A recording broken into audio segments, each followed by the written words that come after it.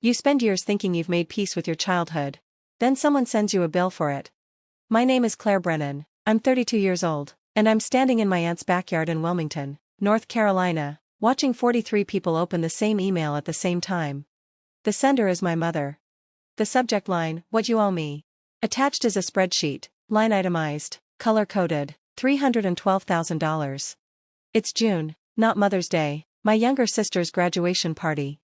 And every cousin, aunt, uncle, and family friend just received an invoice for my upbringing, sent to them, not me, with a note asking them to hold Claire accountable. They all turn to look at me. I don't cry, I don't defend myself.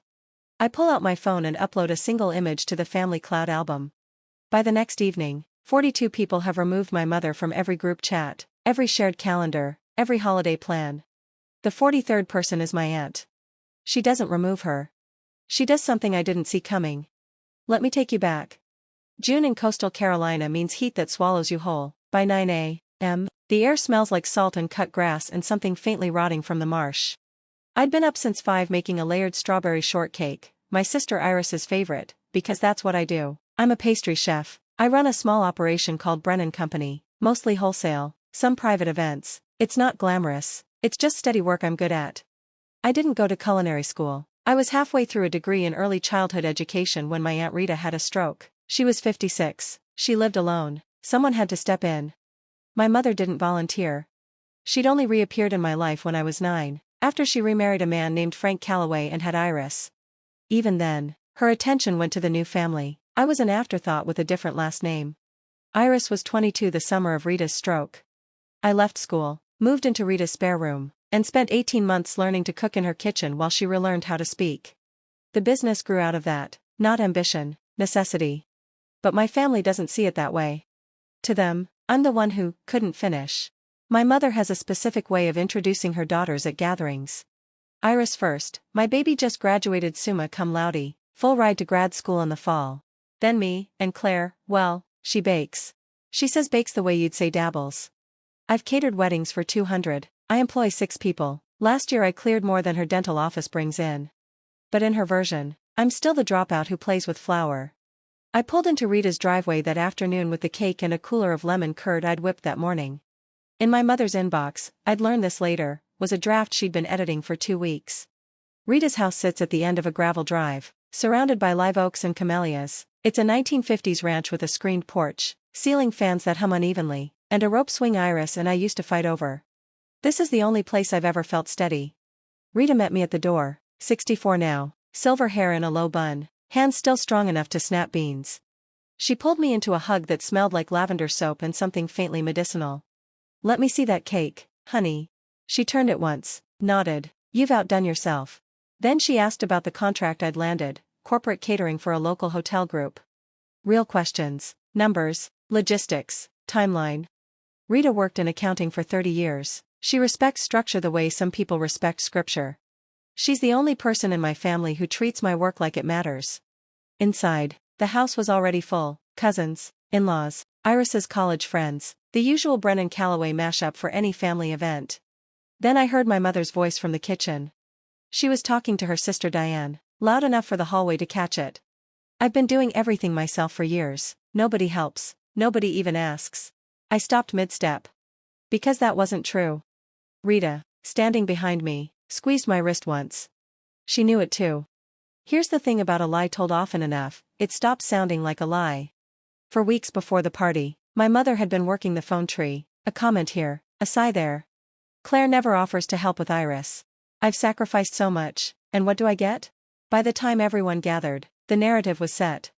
I felt it in the glances, the slight hesitations, the way my cousin Morgan asked, so, Claire, when are you gonna hook us up with free desserts? She laughed, a few others laughed too. It was the kind of joke that isn't.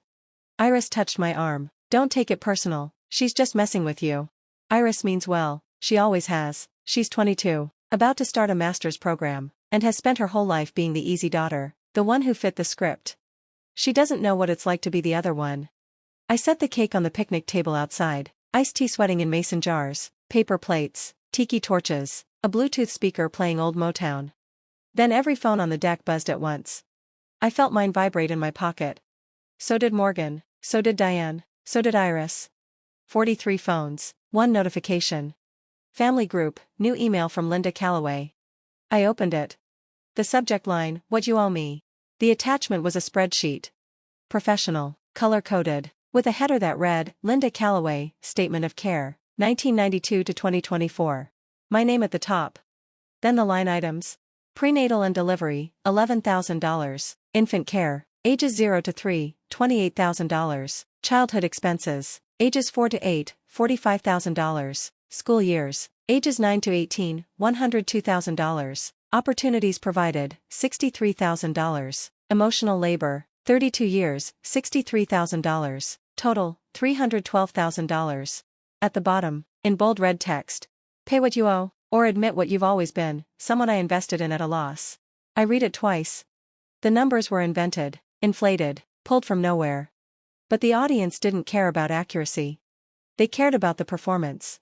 And my mother had just given them one. Around the table, people scrolled. Some shook their heads, a few looked at me with something like pity. Others wouldn't look at me at all. My mother sat across the yard, ankles crossed, chin high. She looked like someone who'd just delivered a verdict. Then I read the line again. Ages 0 to 3, $28,000. Ages 4 to 8, $45,000. She billed me for years she wasn't even there. Those were Rita's years. And my mother just invoiced them as her own. I set my phone face down on the table. The ceiling fan clicked, somewhere a dog barked, the tiki torches flickered. But the air felt different now. Heavier. I ran the numbers in my head the way I do when an order doesn't add up. If I say nothing, 43 people walk away thinking I'm ungrateful, that I took and never gave back. And my daughter, Mara, 5 years old, napping in the car because my partner Eli was going to bring her in later. Mara grows up hearing her mom was the family disappointment. If I fight back wrong, if I cry, if I shout, I become the dramatic one. My mother wins either way. That's the design. She sent it to 43 people because a crowd is a jury. And she'd been prepping the witnesses for weeks. Diane leaned forward. Honey, do you want to say something? I looked at her. I looked at my mother. Then I looked at the invoice again. Ages 0 to 8. She billed me for nearly 9 years of parenting she did not do. And somewhere in my phone, in a folder I hadn't opened in months, was a photograph that could prove it. Under the table, I felt a hand close around mine. Rita. She didn't say a word, just held on. Firm, steady. The same hand that walked me across this yard when I was 4. She knew what was in that invoice. She knew what years 0 through 8 really looked like. She was there. She was the only one there. I squeezed back. Here's what I decided in that moment. I wasn't going to narrate my childhood to people who'd already made up their minds. I wasn't going to list the nights Rita rocked me to sleep, or the mornings she walked me to the bus stop, or the summer she taught me to read using old National Geographic magazines because she couldn't afford new books. No. Telling people a story gives them room to doubt. Showing them doesn't. I had one photograph. I knew exactly which one. Taken right here, on this porch, 30 years ago. Me, 3 years old, on Rita's hip. Both of us squinting into the lens. In the photo, there is no Linda. She was gone. She'd been gone for over 2 years. And Rita was holding me the way mothers hold children when there's no one else to do it. I kept my voice level. Mom, your invoice says you raised me from birth. Linda tilted her chin. That's correct. Including ages 0 through 8. Every year. I nodded slowly. All right. I unlocked my phone. Opened my photos. Scrolled to a folder labeled Rita. Linda spoke first. Well, Claire, you read it. Her voice carried across the yard like she was chairing a board meeting. I did. Good, let everyone hear the truth. Which truth, Mom? She narrowed her eyes. That I raised you, that I sacrificed. From birth? From birth. You're sure? A pause. Her smile didn't change, but her fingers tightened on the arm of her chair. My Uncle Derek, 68, cleared his throat from near the grill. Linda, I remember Rita having that baby a lot. Linda turned to him fast, temporarily, while I was working. Working where? Derek asked. The yard went quiet. Somewhere a cardinal called from the oak. The fan clicked. Linda straightened. I don't have to justify myself to you. Then she turned to the table. I don't have to justify myself to any of you. Diane set down her plate. Linda, where were you those first years? I was getting my life together. And who had Claire while you were doing that? Derek asked. That's when Rita set her fork down. I could feel the table shifting. The people who'd been nodding along with Linda 5 minutes ago were now looking between her and Derek, between her and Rita. And the math wasn't adding up. I pressed, gently. Mom, your invoice lists infant care at $28,000. That's right. What address were we living at when I was 4? Silence. Linda blinked. We moved around. We didn't move around, Mom. I lived here, at Rita's house. That was temporary. For years temporary? I was working, Claire, building a future so I could give you. You enrolled me in 3rd grade, I said. I was 9. Another silence. Because enrollment in 3rd grade means someone else handled kindergarten, 1st, and 2nd. And everyone at this table went to school. They know the timeline. Linda's voice sharpened. You're twisting everything. I'm stating a grade. Iris, sitting beside Linda, looked at her with an expression I hadn't seen before. Not anger, confusion. Mom, you always said you raised Claire from the beginning. I did. Then who enrolled her in kindergarten? Linda turned to Iris. Sweetheart, this isn't your concern. It's a simple question. The backyard felt smaller now. The picnic table sat between us like a courtroom bench. Rita stood. Not fast. She's 64 and her knees protest.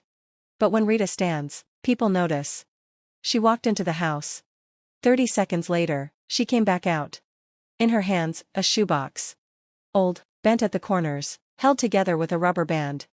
She set it on the table between the iced tea and the deviled eggs. Nobody touched it. This box, Rita said, has been in my closet for 30 years. Inside are photographs, receipts, and records from the time Claire was born until the day Linda came back for her. Linda's face went pale. Mom, don't. Hush. Rita didn't raise her voice. She had a way of saying hush that sounded like a gavel. I kept these because I'm an accountant. That's what I do. I keep records. She looked at me. Claire, do you want me to open this? I shook my head. Not yet, Aunt Rita. Let me handle this first. She nodded once. But the box stayed on the table. Right next to the iced tea. I watched Linda stare at it. She knew what was inside. She had to. Because records kept by a woman who spent 40 years balancing books don't lie. They don't exaggerate. They don't round up for emotional labor. They just sit there, quiet and exact, until someone needs them. Iris leaned over and whispered to Linda. I couldn't hear the words, but I heard the tone. It was the first time I'd ever heard Iris whisper to our mother in a way that sounded like a question instead of agreement. The shoebox hadn't even been opened. And it was already changing everything. I looked at my phone again. The email thread was climbing. People who weren't at the party, cousins in Raleigh, an uncle in Charlotte, Rita's brother's kids in Virginia, were responding. Most with question marks. A few with, Linda, what is this? One from a great aunt, this seems cruel. My mother had sent that invoice to 43 people because she wanted a jury. She wanted the weight of the whole family pressing down on me until I cracked. But here's what she miscalculated. An email thread doesn't just go one direction. Once you open that door, everyone walks through it. And not everyone walks your way. I did a quiet inventory. Of those 43 people, at least 10 were old enough to remember the years Rita had me. Derek remembered. Diane half remembered. Rita's brother Jean, 76, living in Norfolk, he remembered. These weren't strangers. These were people who'd driven to this same house 30 years ago and seen a baby on Rita's hip and no Linda in sight. They just hadn't talked about it. Because families don't talk about the things that matter most. They talk about potato salad and who's bringing the folding chairs. Linda assumed silence meant agreement. She was wrong. Silence just meant nobody had a reason to speak up. Until now. Iris pulled out her phone and scrolled through the thread. Mom, she said quietly, people are asking questions. Let them ask, Linda said. But her voice had lost half a decibel of confidence. And I caught it. So did Rita. I wasn't ready to send the photograph yet. I needed Linda to commit a little deeper. Because every word she said now was another word she couldn't take back. The heat was climbing, 6 p.m., in coastal Carolina, and the sun was still heavy, pressing through the oak leaves, throwing long shadows across the yard. The tiki torches were starting to gutter. Somewhere behind us, the grill popped where Derek had left the lid open. This is the part where I need to slow down. Because what happened next didn't happen fast. It happened in the specific, dragging, suffocating way that family confrontations do, where every second stretches and everyone is watching and no one blinks. Linda stood. She tapped her glass with a spoon. The same move she uses at church picnics when she wants attention. I want to say something to everyone here and everyone on this email. The yard went still. My daughter Claire has had every opportunity one could give her. I paid for her birth. I paid for her childhood. I helped with college before she quit. She paused. And what has she given me? Nothing. Not a dollar. Not a thank you. Not even a visit on most holidays. So today, I'm asking her, in front of all of you, to either make it right, or admit what she is. Morgan had her phone up, filming. 2 other cousins did the same. Linda pointed at me. Claire, stand up. I didn't stand. Say it, she said. Say thank you, Mom, for everything you sacrificed. I looked at her. No. The word sat in the air like a stone dropped into still water. No? No, because the invoice is wrong, and you know it. Linda didn't flinch. She turned to the table like a lawyer addressing a jury. You see this? 32 years, and she can't even say thank you. This is what I've dealt with. A daughter who left school, opened a little bakery, and acts like the world owes her something. A few relatives shifted uncomfortably. But a few others, the ones Linda had primed for weeks, nodded. My mother's cousin Patsy spoke up from the far end. Claire, it's Iris's day, just say you're grateful. I am grateful, I said, to the person who raised me. Linda's smile faltered. I raised you. Mom, I kept my voice level. You sent a bill for $312,000 to 43 people and called me a loss. On my sister's graduation day, in front of my aunt, the woman who actually. Don't you dare. Linda's voice cracked for the first time. Not from emotion. From control slipping. Don't you dare sit there and pretend I wasn't your mother. I'm not pretending anything, I'm asking you to be honest about the timeline. I was there. She shouted it. The yard absorbed it. A toddler at the far table started crying. Iris put her hand on Linda's arm. Mom, sit down, please. Linda shook her off. Her eyes were wet now, her lip trembled. And for half a second, I saw something underneath the performance. Something raw, human, desperate. She needed this to be true. She needed the story she'd told for 30 years to hold. Because if it didn't, what was left? I could have destroyed her right there. I could have stood up and listed every year, every address, every night that Rita sat up with me while Linda was building her new life 3 states away.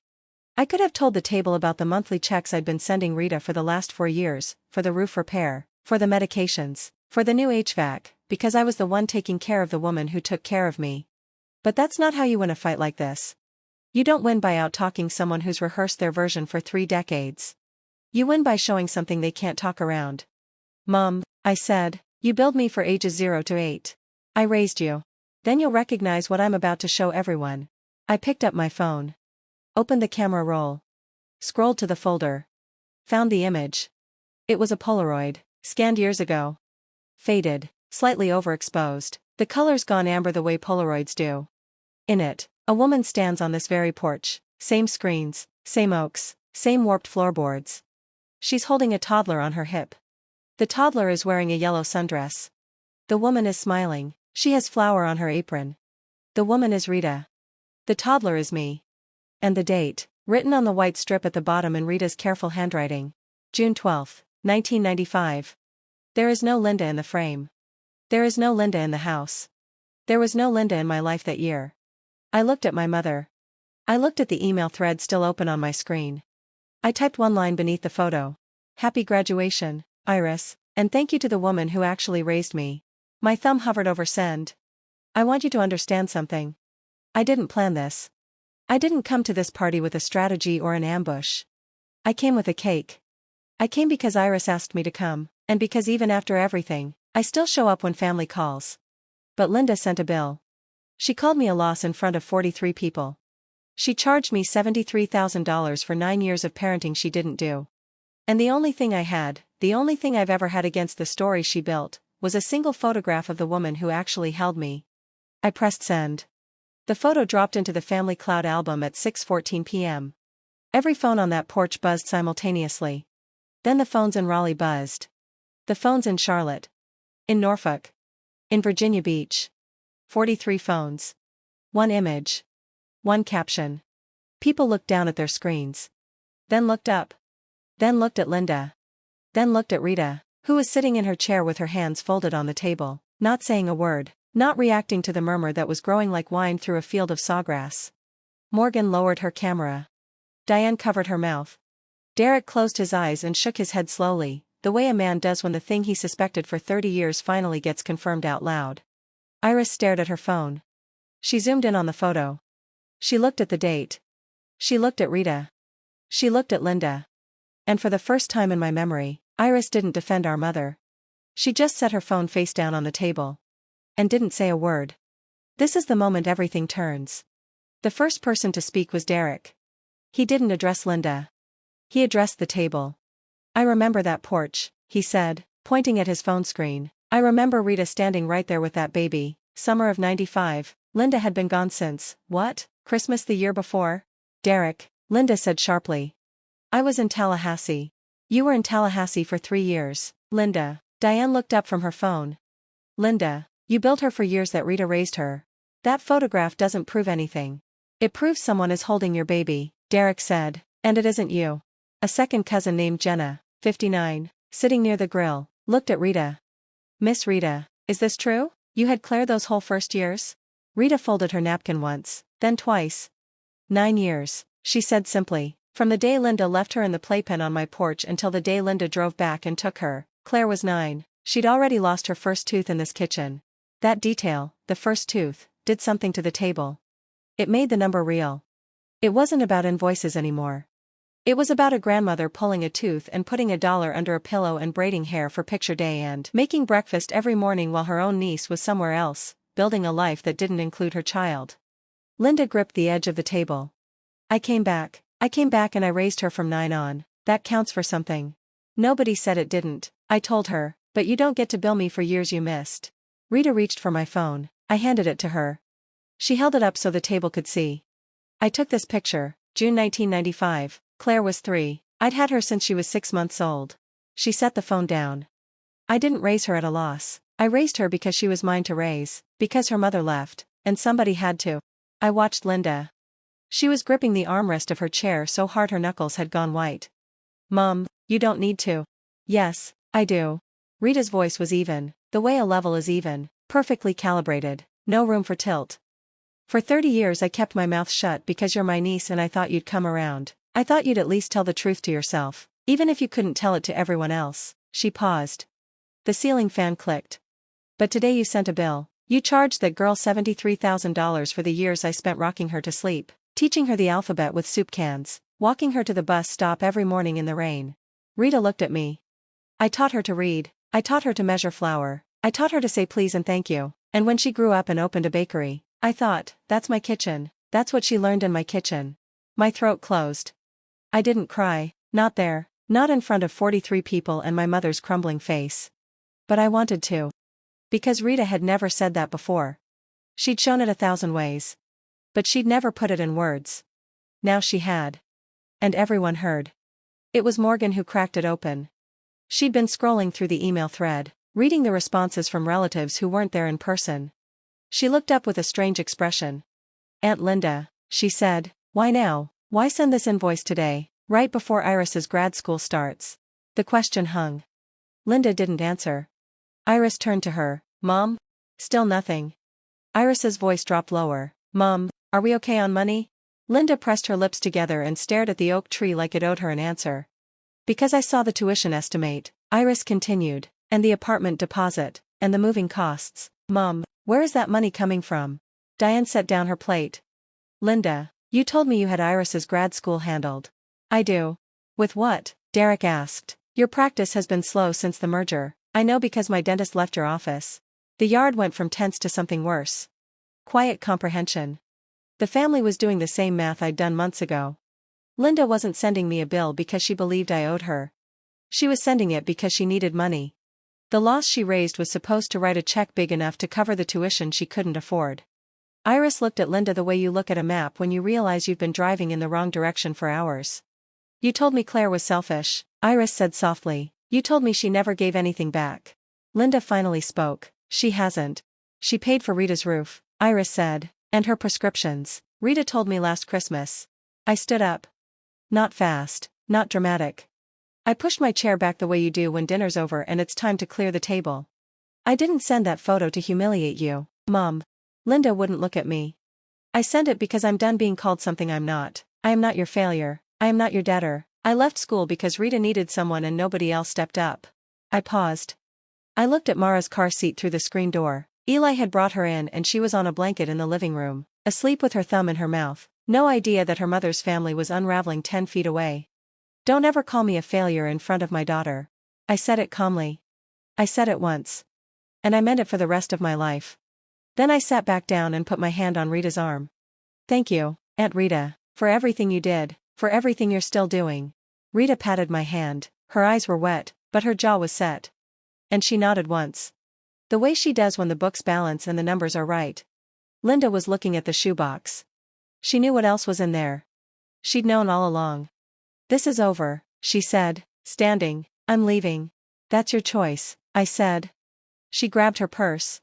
Iris, let's go. I'm staying, Iris said. Linda stared at her. Excuse me? I'm staying. I want to talk to Aunt Rita. My mother walked off the porch alone. Her heels clicked on the gravel driveway.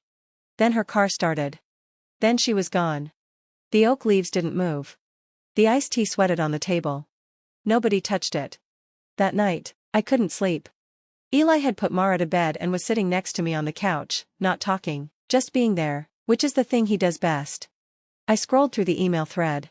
It had been going for hours. The Polaroid sat at the top like an exhibit in a trial. And beneath it, message after message after message. Cousins I hadn't spoken to in years were weighing in.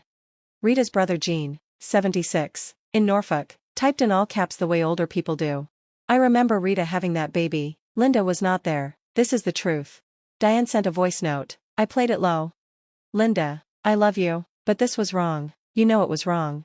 Jenna posted a photo of her own, a family reunion from 1997. In it, Rita is holding me on her lap. I'm about 5. Linda is nowhere in the frame. By 10 p.m., people had started leaving the thread. Not just muting it. Leaving. Then blocking. I didn't ask them to. I didn't suggest it. But one by one, 42 members of the Brennan-Calloway family either left the conversation or blocked Linda's email entirely.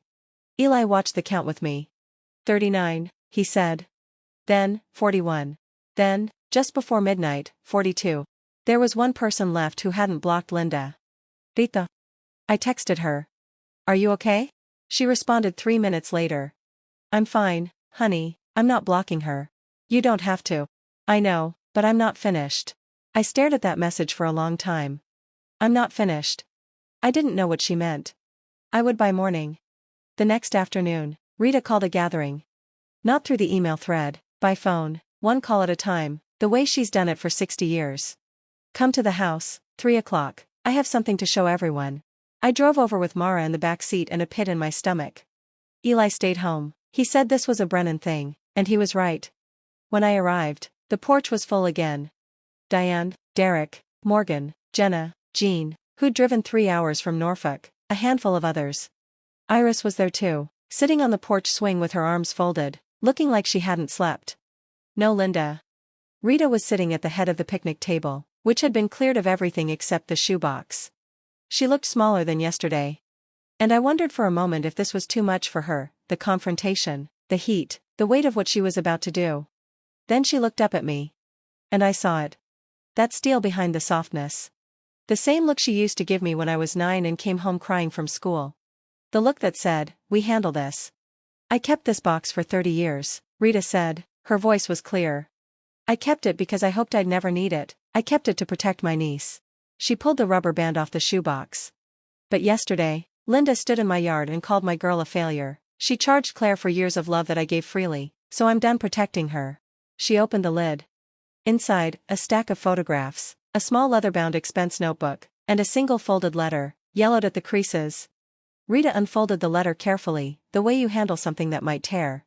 It was written in blue ballpoint on lined notebook paper, the kind you buy in a 3-pack from the dollar store. The handwriting was small and slanted. Linda's handwriting. Rita held it up. This is the letter my niece left on my kitchen table the night she brought Claire to me, November 18, 1992. She didn't read it aloud, not all of it. She read 3 lines. The first, Aunt Rita, I can't do this. The second, she's too much, I'm not cut out for it. The third, and Rita's voice caught for just a moment before she finished, please take her, I'll come back when I'm ready. And the word that appeared twice in the margins, scrawled like an afterthought. Failure. The porch was silent. Not the polite silence of people waiting their turn. The absolute silence of people understanding all at once that the story they'd been told for 30 years had been backwards. Linda hadn't sacrificed for Claire. She'd left. She'd called her own baby a burden in her own handwriting, and walked away. And then, years later, she came back and rewrote the whole thing. Turned herself into the hero. And her daughter into the disappointment. Iris was shaking. Not crying, just shaking. She whispered, she told me she was always there. Jean, all the way from Norfolk, took off his glasses and rubbed his eyes. Rita, we should have said something sooner. Yes, Rita said, we all should have. She set the letter on the table, face up, and placed the shoebox lid beside it so nothing would blow away. Rita wasn't done. She reached into the shoebox and pulled out the small leather notebook. It was a ledger, columns of dates, amounts, and notes, all in Rita's precise accountant's hand. For the last 6 years, she said, I have been lending Linda money. She asked me not to tell anyone. She opened to a flagged page. $3,000 when her car payment was late, $7,000 for a closing that fell through, $18,000 toward Iris's tuition deposit. $800 here, $2,000 there. She closed the book. I kept records because that's who I am. The total comes to $46,200. Diane put her hand over her mouth. Derek exhaled hard. So when she said nobody helps her, Diane asked. She was being helped, Rita said, by me, every time, and she never told a soul. I hadn't known the full amount. I knew Rita had helped. Rita had mentioned it once, in passing, the way she mentions everything, like a footnote in an audit. But $46,000, from a 64-year-old woman on a fixed pension. Rita stood. It took her a moment. Jenna moved to help her, but she waved her off. Linda, she said, addressing the porch the way she might have addressed an office full of accountants 30 years ago, direct, without embellishment. If you're listening to anyone who repeats this, and I know you will be, hear me now. She paused. I am done, no more money, no more covering, and until you tell the truth, the real truth, to your daughters, to this family, to yourself, you are not welcome in this house. That was it. No shouting, no cursing, no tears. Just a line drawn by a 64-year-old accountant in permanent ink. After Rita finished, Iris came to me. She was standing on the porch steps with mascara tracks on her cheeks and her graduation tassel still clipped to her purse. Claire. I waited. I believed her, my whole life. I believed everything she told me, that you were selfish, that you walked away, that you didn't care. She wiped her face with the back of her hand. I'm so sorry. I hugged her. I didn't plan to, it just happened. The way it does when someone you've been distant from finally stops pretending. She held on longer than I expected. I didn't know about the letter, she said into my shoulder. I didn't know she left you. I know. And the money you've been sending Rita, the roof, the medications, all of it. Mom told me you never contributed to anything. Mom told you a lot of things. Iris pulled back and looked at me. What do I do now? You figure out what's true, and you go from there. I didn't pile on. I didn't list Linda's sins or demand that Iris pick a side. I didn't post anything online. I didn't call anyone to make sure they'd heard the story the right way. I'd said what needed saying. The photograph said the rest. And the letter in Linda's own handwriting, said everything else. On the drive home, Eli asked if I was okay. I watched the salt marshes blur past the window. Mara was singing to herself in the back seat, something she'd learned from Rita, an old lullaby, the one Rita used to sing to me when I was the age Mara is now. Yeah, I said, I think I'm okay. 2 weeks later, the fallout had settled into something measurable. Linda lost her seat on the church hospitality committee, asked to step back, which in Southern Baptist circles means exactly what it sounds like. 2 dental clients withdrew their accounts. Word travels in Wilmington, not fast, but thoroughly, the way water seeps into a foundation until one morning you notice the crack. Iris's big grad school send-off party was cancelled, not the degree, just the production. She moved into her apartment with help from Derek and Jean. She told me afterward it was the best decision she'd made. Turns out I didn't need a party, I just needed to start. Rita, true to her word, did not call Linda, did not text, did not send money. Linda started therapy. I heard through Iris she cried for 40 minutes in the second session. I didn't feel satisfaction. I felt tired. My own life didn't change in dramatic ways. I went back to work on Tuesday and rolled out 600 croissants for a corporate breakfast. That's what a bakery is, not a story, just a schedule. But cousins who hadn't called in years started calling. Morgan, who joked about free desserts, showed up and asked if I was hiring. I was. In August, the Wilmington Arts Council offered me the Fall Festival catering contract, 3 days, 5,000 attendees. It had nothing to do with the drama. They'd been watching my work for a year. What I did post, weeks later, was a photograph. Rita, 64, eating strawberry shortcake at my shop counter, flower in her hair. Caption: the woman who raised me. Linda liked the photo, didn't comment, just tapped the heart. It wasn't an apology. It wasn't enough. But it was the first honest thing she'd done in 30 years. In September, Rita invited me for supper. Pot roast, good china, sweet tea from scratch. I didn't open that box to hurt your mother, she said. I opened it because she stood in my yard and called the result of my work a failure. She set the spoon down. I chose to raise you when I was 33 and my salary barely covered one person. I'd do it again every day, but I will not sit in my own house and let someone charge you for my love. She paused. You didn't destroy her, she did that herself, you just stopped carrying her lie. We ate with the screen door open, magnolia and cut grass in the air, the ceiling fan clicking on every fourth rotation. Thanksgiving, Rita's house again. Table set for 11, smaller, but everyone here chose to be here. Through the kitchen window, I see Linda's car. She sits behind the wheel a full minute. Then walks in and asks Rita if she can help. Rita hands her a paring knife, carrots. When she sees me, Claire, I'm glad you came. I said I would. Your shop, the festival contract, that's really something. Thanks, Mom. No hug, no tearful reconciliation. She's in therapy. She's trying. After dinner, I sit on the porch with Mara and pull up the Polaroid on my phone. See that lady? That's your great Aunt Rita, and that baby? That's Mama. She's holding you, Mara says. Yeah, baby, she held me a long time. Closing, my mother sent me a bill for $312,000 to prove I was a failure. I answered with one photograph. And the truth raised me all over again. If this story stayed with you, let me know in the comments. If you've ever had to stand up for yourself in your own family, tell me how it felt. And if you want more stories like this, I'll be here. See you in the next one.